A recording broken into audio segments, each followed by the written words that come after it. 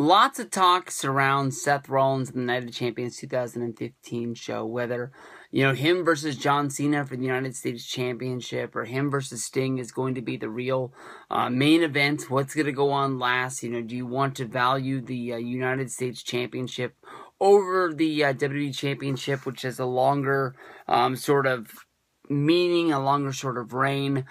John Cena is, the poster boy of the company, even though since WrestleMania 31, he's taken a backseat role, and pushed guys like Rusev and Kevin Owens and sort of really built up that mid-card and really built up the United States Championship. I know that one of the things that Cena was trying to do was bring life into the United States Championship. But honestly, in my mind, I know that you're trying to build that belt up to the point where it means something. Because for years, whoever held that belt, it just meant that you were going to be losing on Mondays and Thursdays on Raw and SmackDown. And then you would find a way to keep your championship every month at the pay-per-view.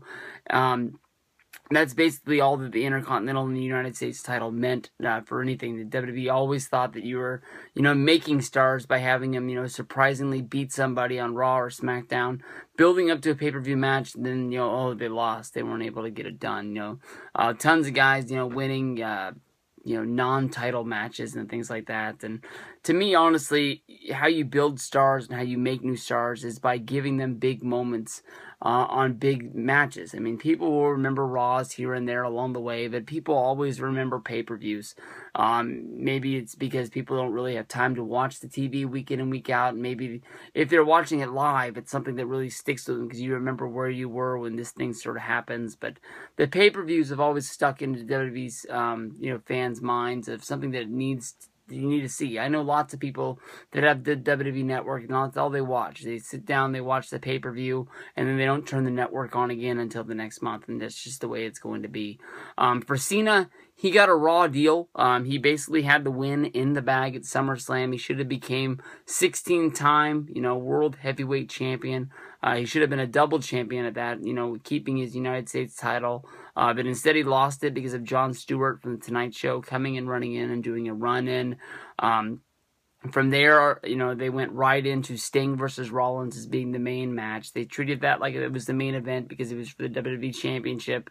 Cena basically got this rematch because of a technicality by coming in and saying, hey, you Authority, you said that all the titles would be on the line. Rollins is fighting for the WWE Championship against Sting. I understand that.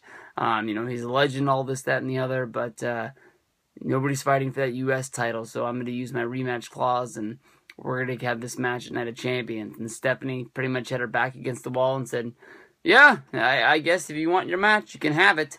Even though, the Authority is behind Rollins and, there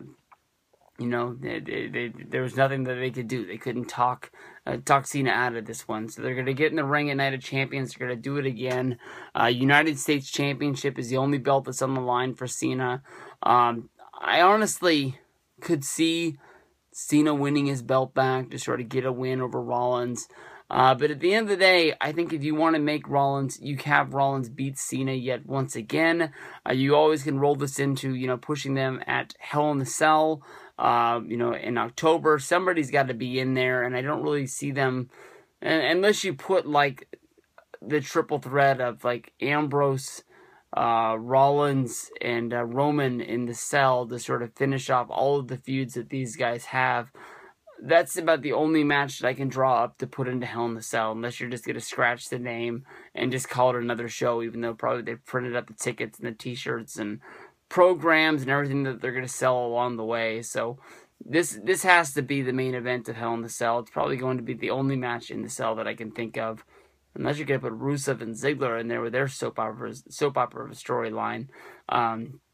I'm not sure, unless you're going to start off a feud in there, and that never works out well. But I'll pick Rollins to get the win. I think that him beating both guys means more to him becoming more established champion and getting more hated, and that's just about it.